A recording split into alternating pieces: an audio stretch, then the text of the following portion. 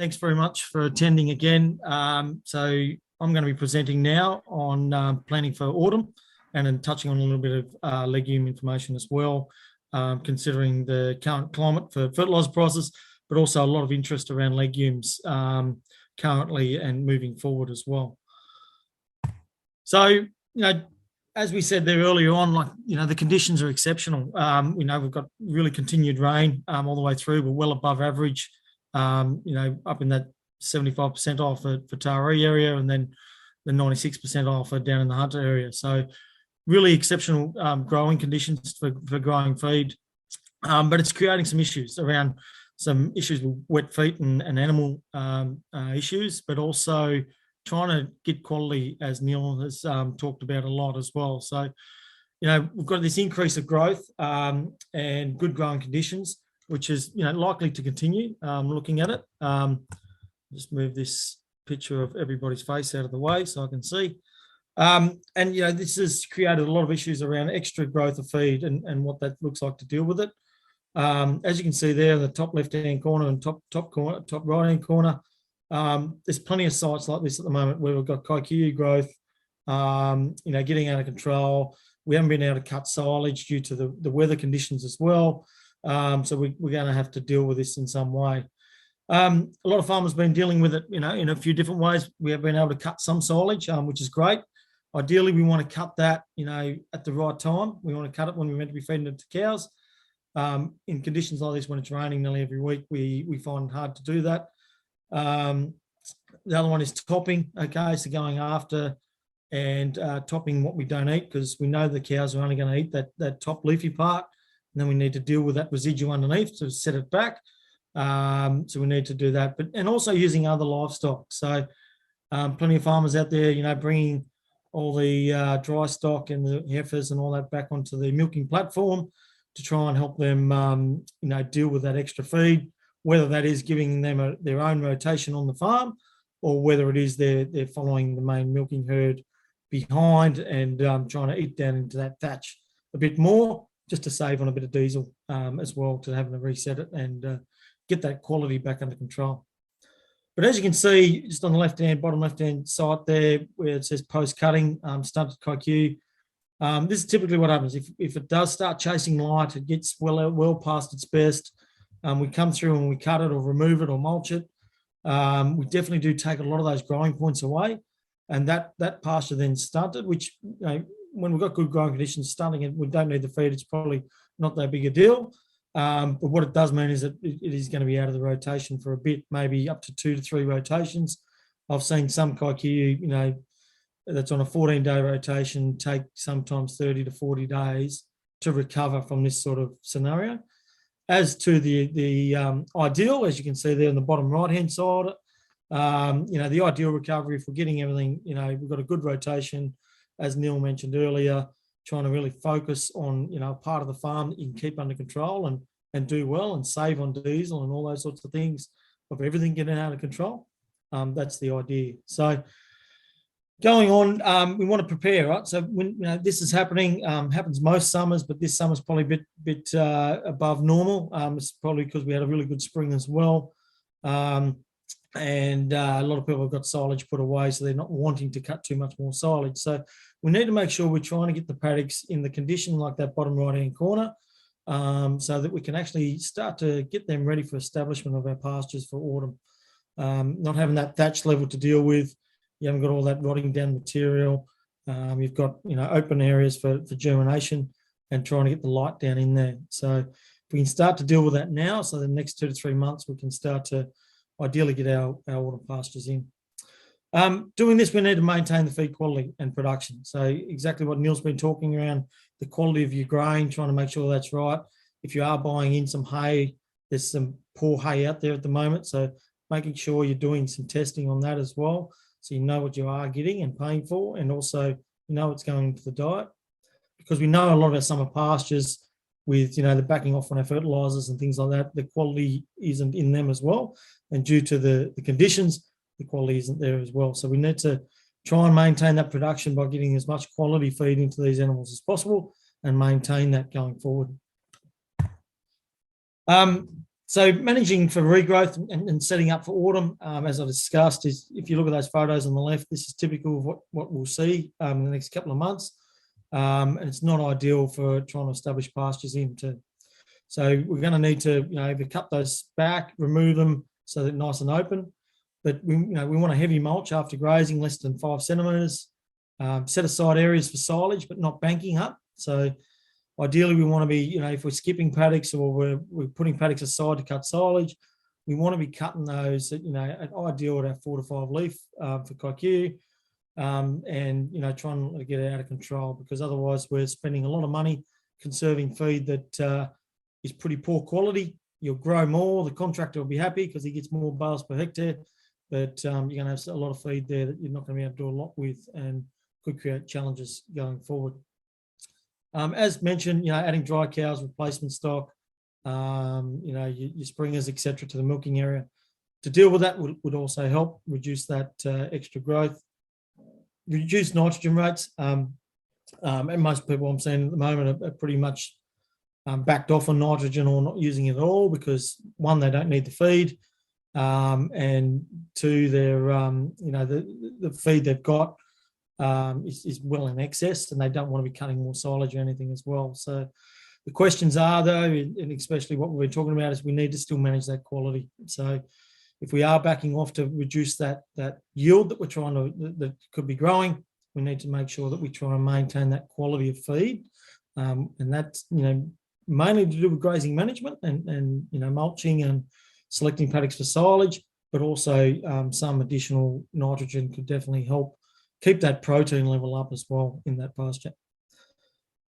Maintain your rotation. So we need to be in conditions like this where we do get a bit of heat and then skip back down into some cool days, and we get a bit of rain, which gets a bit waterlogging, so it sort of stunts a bit as well. But within another 2 weeks, we could be back up to 150 plus kilos of dry matter per day. So we need to keep an eye on that rotation, so we make sure that we're not getting out of control, because the quality of that feed will definitely drop substantially if we start getting past that 4 to 5 leaf. So all these strategies are going to help us prepare our seed beds and stuff for autumn sowing of ryegrass, and reduce the height and the stubble and residues that we're going to have to deal with in the next couple of months if we don't try to pull them in control now.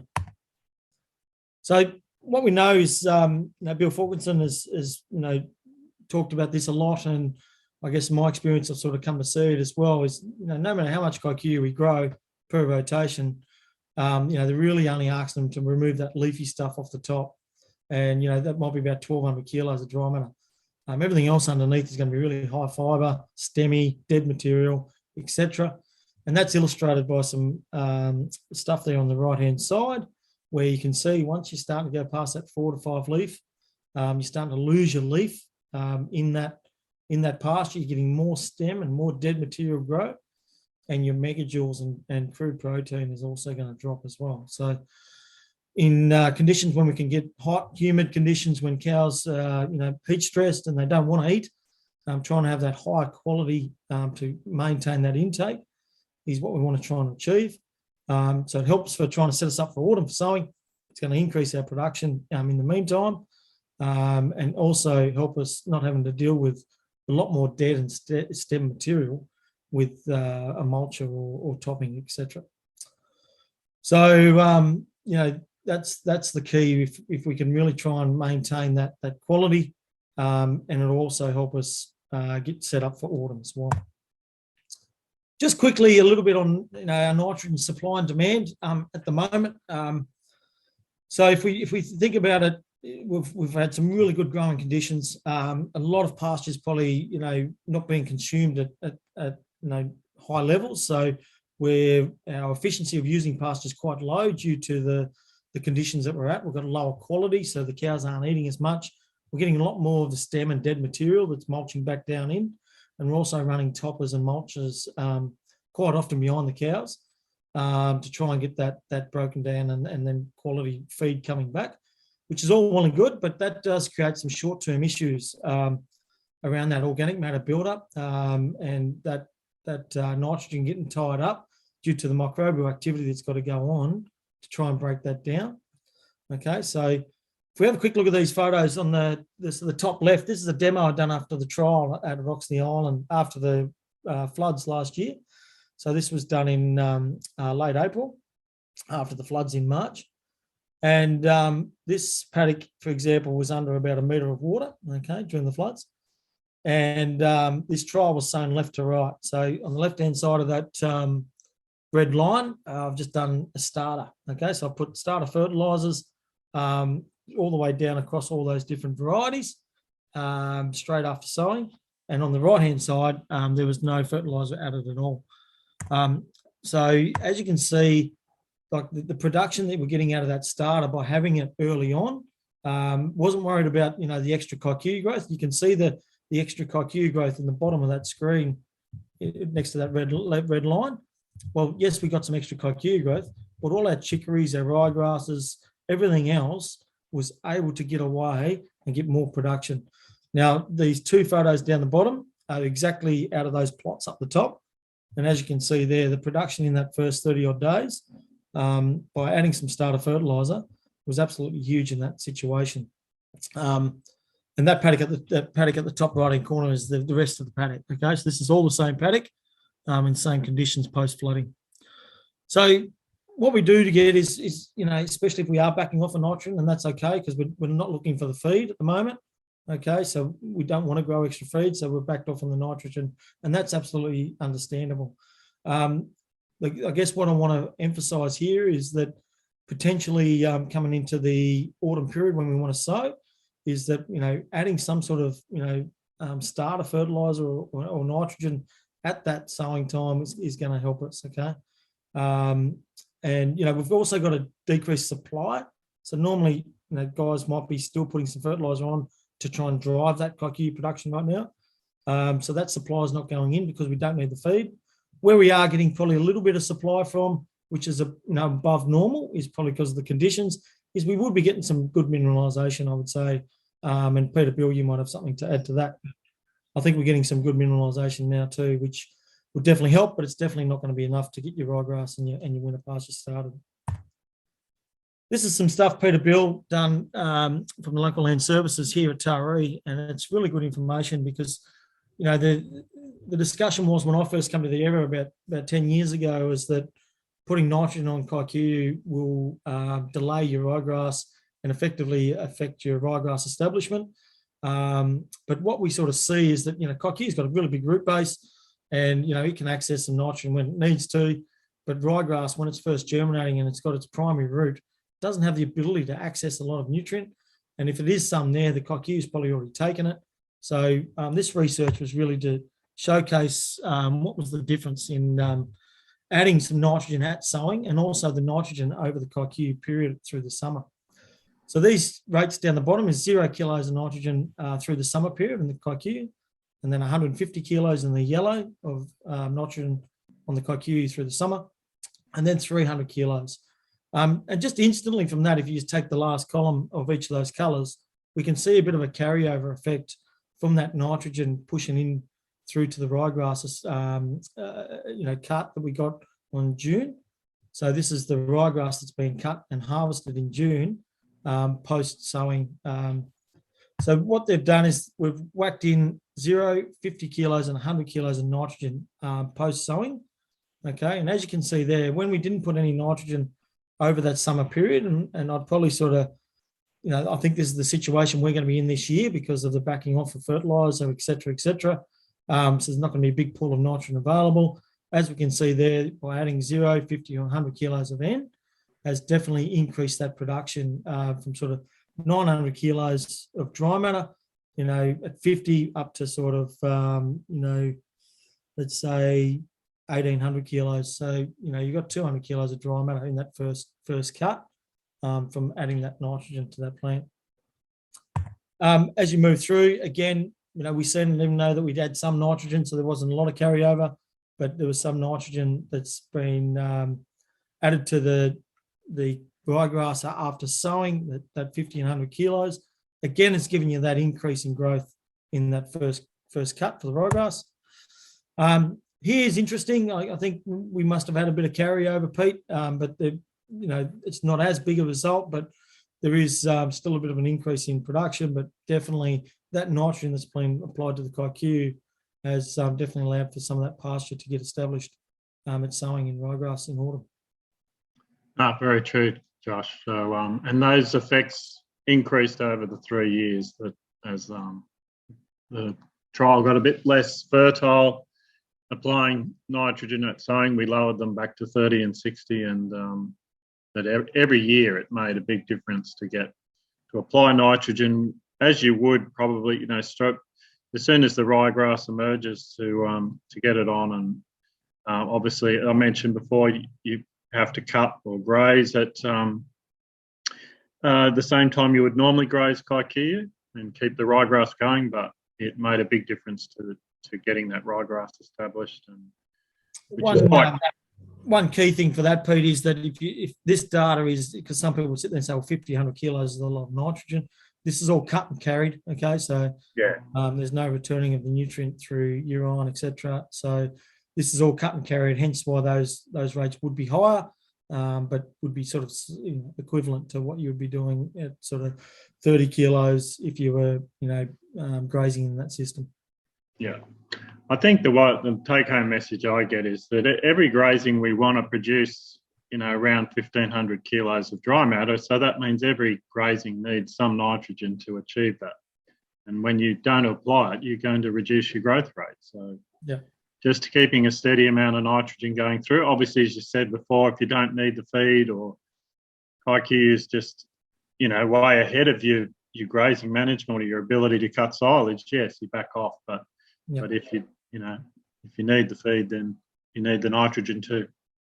Yeah, and the biggest thing I've got out of this, Pete, is sort of out of hypothesis for a while, but is that I can now confidently talk to farmers about, the ryegrass when it's sown is going to need some nutrients, and by adding that nutrients isn't going to feed the Kikuyu more and affect the ryegrass. It's actually the other way around. The ryegrass is going to be able to be a lot stronger and allow to get it through and compete with that Kikuyu. Because the Kikuyu is foraging deep down, getting nitrogen, but that ryegrass has only got what's on the surface. So you are actually helping it. So this is the exact same, but in 2017, again, as we can see, as we've added that fertilizer post sowing, we've got that increase in production from here. If we look where we didn't put any nitrogen on through the summer at all in this first 4 sections, that 30 to 60 kilos of N has increased up over a ton of dry matter for that year. And I think 2017 was actually quite a good autumn. So the moisture was there, it was all available, and it actually gave you some really good production for that first grazing.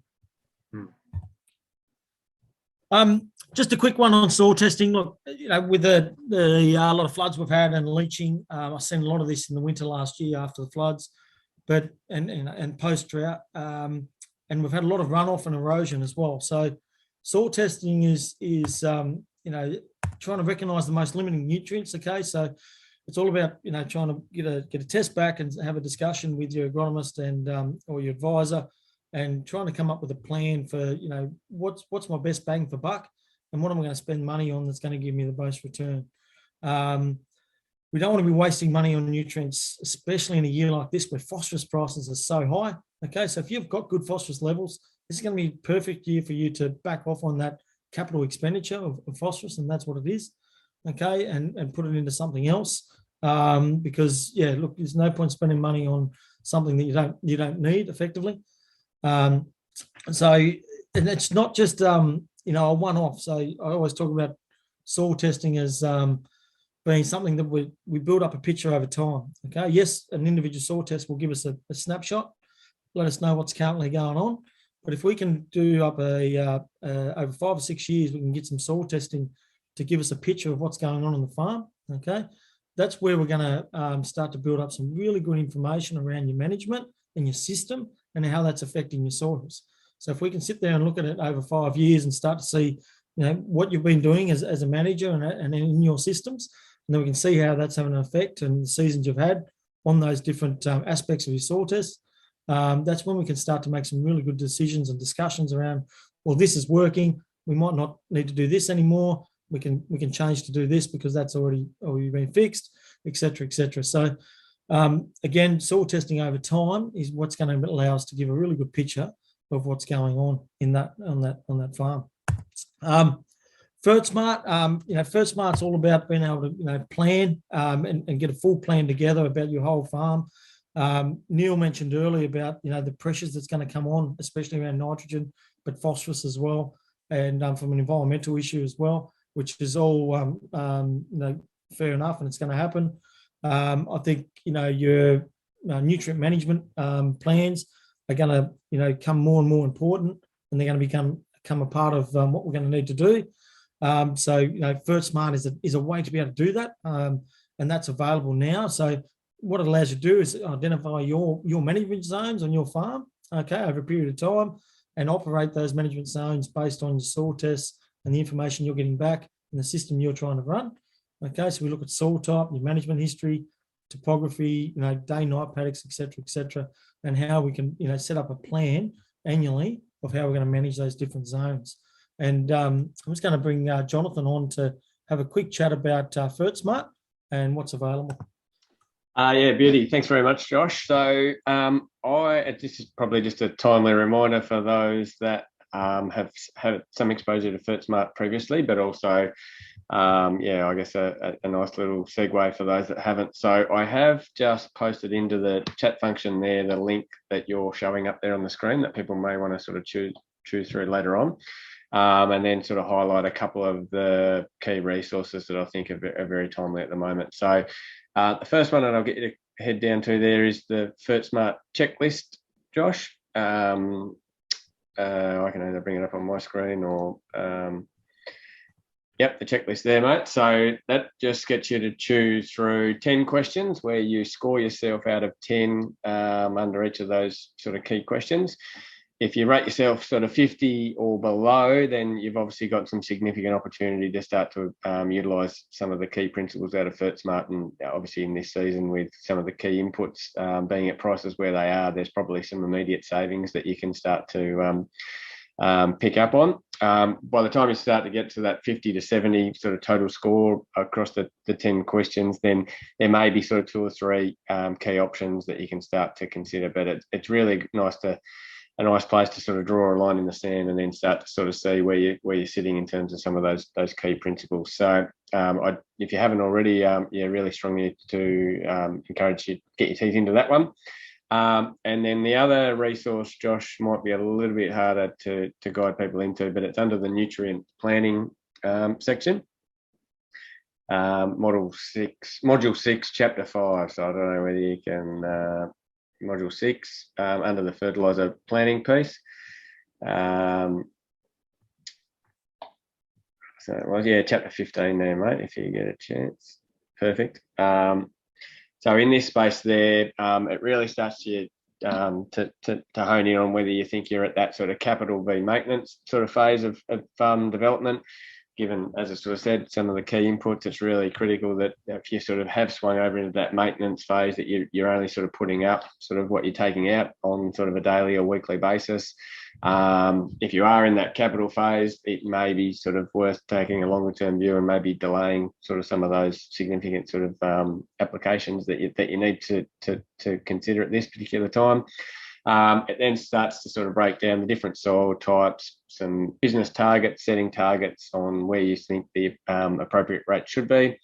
And then moving more into that sort of forward calculating what your actual requirements are. So there's a checklist there with a nice diagram around working out exactly what you're exporting off the farm in terms of utilising the milk, losses and runoff, but then also flipping it back the other way in terms of what imports you have in a natural state, sort of hay, silage, and how you can utilise the effluent as well. So, there's some pretty sort of key resources, and given the environment that we're in at the moment, I thought it was a timely sort of reminder.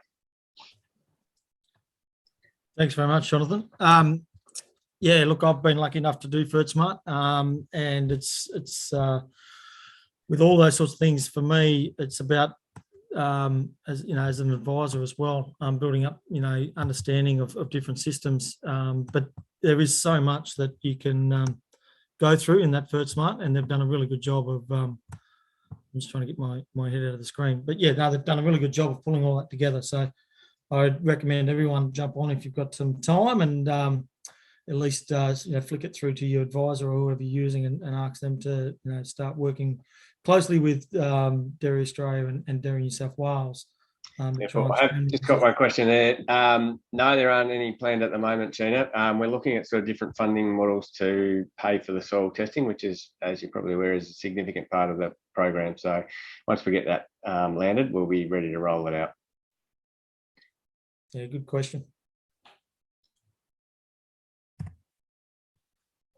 Okay, so that's the end of that little session. But